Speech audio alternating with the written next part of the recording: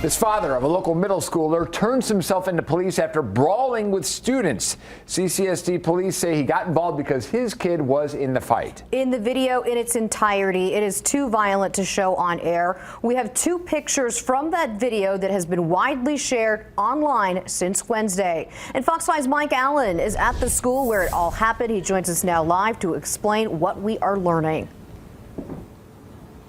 Yeah, police say it all happened this past Wednesday at Robinson Middle School behind me. It's near Nellis and Bonanza. I talked with a parent of the child who was injured in this fight.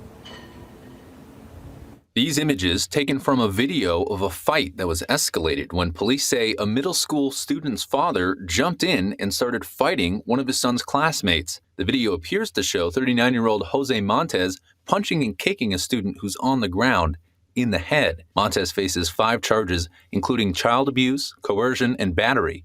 He turned himself in on Monday. He'll be in court on Tuesday. The mother of the child, who was apparently fighting Montez's son, says she's relieved Montez turned himself in and that she'll be in court on Tuesday to see him face to face, adding, "How does a father figure think this is okay?" CCSD Police Lieutenant Brian Zink said, quote, "Parents should stop kids from fighting, not participate in the fights themselves."